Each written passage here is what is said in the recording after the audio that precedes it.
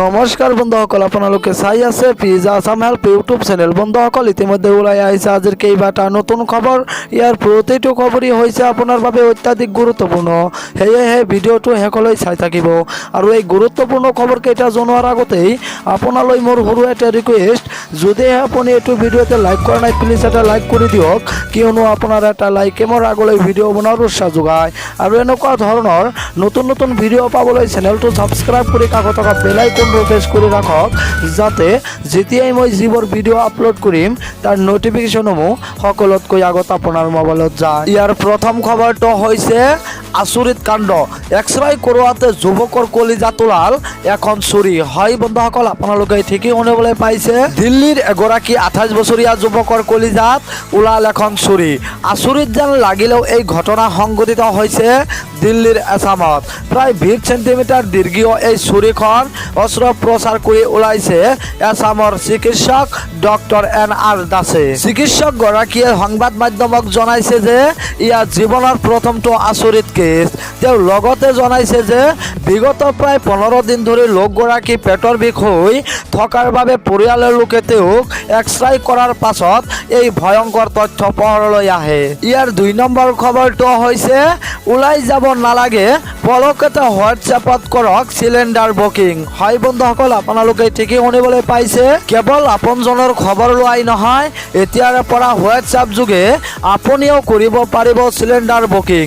শেহতীয়াকৈ এই সুবিধা আৰম্ভ কৰিছে দেশৰ সৰ্বত্ৰাকৈ বৃহৎ অইল মাৰ্কেটিং কোম্পানীয়ে। ইণ্ডিয়ান অইল কৰ্পোৰেশ্যনে এতিয়াৰ পৰা সকলো গ্ৰাহকে ৰন্ধন গেছ বুকিং কৰিব পাৰিব হোৱাটছএপৰ জৰিয়তে। ইণ্ডিয়ান অইল কৰ্পোৰেশ্যনে ইন্ধনৰ চিলিণ্ডাৰ বুকিং কৰিবলৈ মুকলি কৰিছে এটা হোৱাটছএপ নম্বৰ। এই নম্বৰটো হৈছে 7588888824।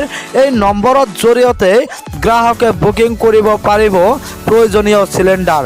উল্লেখ্য যে এই সেৱা উপভোগ কৰিবলৈ গ্ৰাহকৰ মোবাইল নম্বৰটো এজেঞ্চিত ৰেজিষ্টাৰ হৈ থকা বাঞ্ছনীয়। ইয়াৰ 3 নম্বৰ খবৰটো হৈছে শিক্ষামন্ত্ৰীৰ ডাঙৰ ঘোষণা, ৰাজ্যত 1 ছেপ্টেম্বৰৰ পৰা খুলিব পাৰে স্কুল কলেজ। অসমত অব্যাহত আছে কৰোনা ভাইৰাছৰ সংহাৰী ৰূপ। অসমত বৰ্তমানে প্ৰতিদিনে অতি ভয়াৱহভাৱে বৃদ্ধি হৈ আছে কৰোনাত আক্ৰান্ত লোকৰ সংখ্যা। ইয়াৰ মাজতে শিক্ষামন্ত্ৰী হিমন্ত বিশ্ব শৰ্মাই ৰাজ্যৰ শিক্ষা অনুষ্ঠানসমূহ খোলাৰ এক ইংগিত প্ৰদান কৰিছে। ৰাজ্যত 1 ছেপ্টেম্বৰৰ পৰা খুলিব পাৰে স্কুল কলেজ। মন্ত্ৰীগৰাকীয়ে সদৰি কৰা অনুসৰি যদিহে আগষ্ট মাহত কৰোনাত সন্ত্ৰাস হ্ৰাস পায় তেতিয়া খুলিব পাৰিব শিক্ষা অনুষ্ঠান। মন্ত্ৰী হিমন্ত বিশ্ব শৰ্মাই কয়, ছেপ্টেম্বৰৰ 1 তাৰিখৰ পৰা আমি লাহে লাহে স্কুল কলেজ খোলাৰ কথা চিন্তা কৰিব লাগিব। এটা বছৰ যদি শিক্ষাৰ্থীৰ হাতৰ পৰা ওলাই যায় আমাৰ বহু লোকচান হ'ব। উল্লেখ্য যে কৰোনা সংক্ৰমণৰ তথা ভয়াৱহতাৰ প্ৰতি লক্ষ্য ৰাখি ৰাজ্যত মাৰ্চ মাহৰ মাজভাগৰ পৰা বন্ধ হৈ আছে শিক্ষা অনুষ্ঠানসমূহ। ইয়াৰ 4 নম্বৰ খবৰটো হৈছে ভাৰতবাসীৰ বাবে এক ভাল খবৰ, ভাৰতলৈ 5 ৰাইফেল যুদ্ধ বিমান। হয় বন্ধুসকল, আপোনালোকে ঠিকেই শুনিবলৈ পাইছে। ভাৰতীয় সামৰিক শক্তিত নতুন সংযোজনাত দেশৰ বায়ুসেনাৰ লগত সংযুক্ত হ'ব ৰাইফেল যুদ্ধ বিমান। সোমবাৰে ফ্ৰান্সৰ পৰা ভাৰত অভিমুখে উৰা মাৰিব 5খনকৈ ৰাইফেল যুদ্ধ বিমানে। বুধবাৰে হাৰিয়ানাৰ আম্বালা বায়ুসেনা ছাউনীত অৱতৰণ কৰিব ৰাইফেল যুদ্ধ বিমানে।